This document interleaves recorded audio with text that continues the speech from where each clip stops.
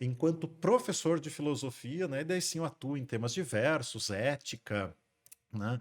Teoria do conhecimento e o tema de felicidade, que é um tema que eu acho muito interessante, em dois aspectos, para saber, para entender um pouco mais do que ela é, mas também né, do que ela não é, né?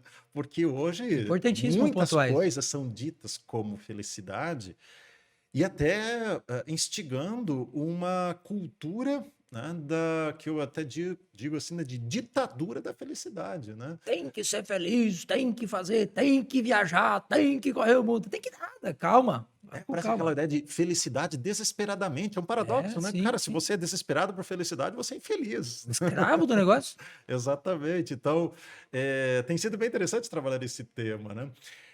E Por aí, falar em claro, paradoxo, vamos lá. por falar em paradoxo, Uhum. se uma coisa é, ela é. Se ela não é, ela não é. E se ela for, ela não pode não ser.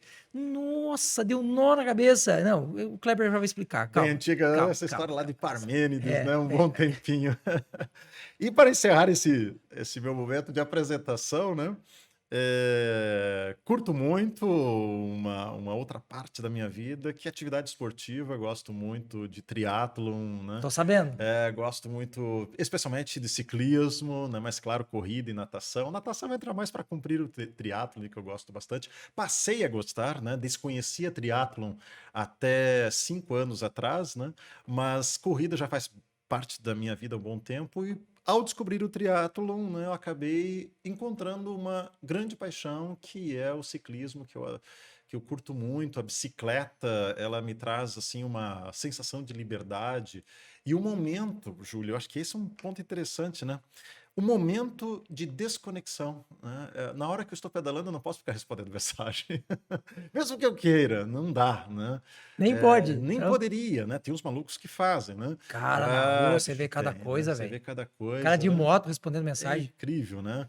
Mas aquele momento que eu estou pedalando é o meu momento de curtir a paisagem, de curtir o vento na cara, de curtir inclusive a resiliência do frio, né? Ontem mesmo levantei 5 e pouco da manhã, fui pedalar, estava 6 graus. Então, alguém vai dizer o seguinte: nossa, mas que força de vontade. Não, não, não, não, não, não, né? Eu Com não, certeza não é só naquela isso. hora, eu não tenho vontade de pedalar, eu tenho vontade de ficar na cama quentinho. Quem não tem, né? Mas ali existe uma coisa chamada que é força da ação, que é diferente de força de vontade. Se a gente esperar pela vontade para ter força, poucas coisas relevantes nós vamos fazer na nossa vida pela Concordo. vontade, né? Aliás, algumas até trágicas, né? Verdade, Mas verdade. Kant fala muito sobre isso. muito disso. Desejo e Schopenhauer, vontade. É. então, né?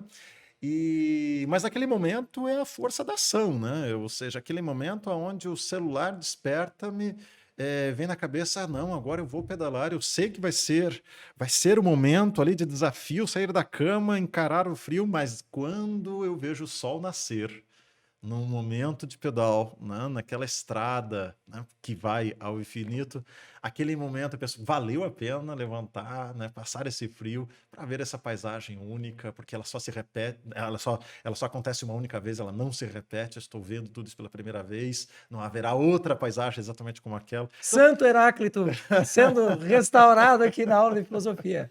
Ó, para quem não então conhece, o Heráclito é o cara da teoria que fala que o rio não. Você não consegue tomar banho 2 vezes no mesmo rio porque ele está sempre mudando. Essa exatamente. transitoriedade é. Porra, É aquela ideia do pantarrei, né?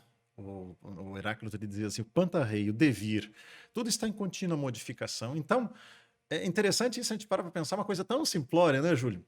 Esta paisagem eu estou vendo e ela nunca se repetirá, porque não vai ser o mesmo pôr do sol, não vai ser a mesma vegetação, não vai ser a mesma companhia, né, se você estiver junto com outra pessoa. Enfim, esse momento que nós estamos aqui ele é único, né? E a gente começa a perceber esses detalhes que a filosofia colabora muito para que a gente perceba, torna a nossa vida mais significativa. E ora, né, para a gente pensar a felicidade, justamente pensar a vida significativa, porque se nós não pensarmos a vida como significativa, nós não encontraremos um caminho relevante para aquilo que a gente chama de felicidade. Não é garantia de felicidade, né? obviamente, sim, Não é uma concordo. garantia, mas é um É um passo caminho. indispensável, né, para que a gente entenda que é a realização.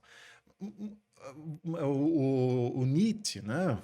O Nietzsche, um grande filósofo, né? Ele falava muito sobre aquela chamada lei do eterno retorno. Tá? Que significa isso? Lei do eterno retorno não é para a gente confundir se tudo vai retornar. Não, não, não. Lei do eterno retorno é um exercício intelectual que nós temos para identificar aquele momento em que nós gostaríamos que se repetisse para todo sempre. E é claro, né, que se fosse um momento sustentável. Por exemplo, não dá para eu repetir para todo sempre uma destruição, porque a destruição culmina, tá, na minha própria destruição. Mas aquele momento que você. Esse, né, que eu acabei de exemplificar, né, você está ali naquele momento, aquela paisagem, vendo aquela, né, aquela obra de arte da natureza que ela dispõe gratuitamente para você, desde que você tenha um esforço para ver, né, desde que você saia da cama, desde que você faça alguma coisa para ver, e você passa e pensa, cara, como eu gostaria que isso se repetisse tantas e tantas vezes. Aquele momento que tu tá com a tua filha, com o teu filho, né, com a tua esposa, com teus amigos, né, e você de repente tem aquela sacada, e essa sacada de Nietzsche ela é interessante para que a gente exercite isso, né? Quando você tem aqueles segundos, cara, como eu gostaria que isso, né, se repetisse tantas e tantas vezes ad eterno, né, para a eternidade. Se você, né, para e pensa sobre isso, você pode concluir o seguinte: você está sentindo o que nós chamamos de felicidade. É um momento de felicidade. E é uma questão tão simples, né, Júlio? Né? Em Porque, tese. em tese, Em é tese. simples. Em termos de entender é simples, exercitar nem Aí sempre, é que tá o né? ponto. Eis a grande diferença, né? Por isso que Aristóteles falava, né, em duas grandes virtudes, né? Pensei Virtude nele agora. intelectual e virtude moral. Ou seja, virtude intelectual, uma coisa é saber, tá? Outra é você fazer a partir do que se sabe, né? São coisas distintas. Uma coisa é a virtude intelectual, é a capacidade de eu reconhecer o que me torna satisfeito e realizado, tá?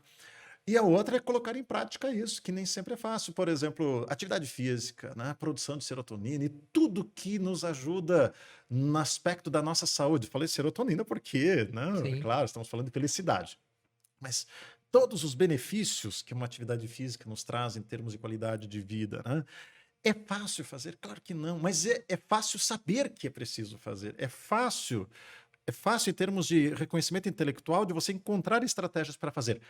Para fazer, aí é força da ação, né? Aí não é força de vontade, é força da ação, né? Você tornar aquilo que era difícil, tá? Ao se tornar no hábito, se torna fácil. E não só fácil, como algo integrante à sua vida, que quando aquilo deixa de existir, deixa de acontecer por motivos diversos, eu, por exemplo, falei agora há pouco para ti, estive há 3 meses sem fazer as minhas Atividade física. pedaladas, as minhas corridas, por conta de um problema no joelho, uma falta danada que ele me faz, né? Aquilo que outrora era difícil de fazer, tá? Se tornou um hábito, se tornou fácil, e não só fácil como aquilo que Aristóteles falava, uma segunda natureza em mim. E aí nós podemos pensar questões tão fundamentais do dia a dia, né? Por exemplo, gentileza. É fácil ser gentil, é fácil saber o que é gentileza, mas é fácil ser gentil num trânsito caótico que nós estamos, de repente, faltando alguns minutos para chegar em algum lugar.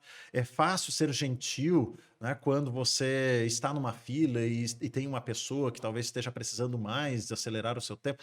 É fácil a gentileza? Não é fácil exercitar a gentileza. A gentileza, no contexto que nós estamos, requer o quê? Requer, né, a força da ação, né? E Requer prática pra caramba. e praticá-la.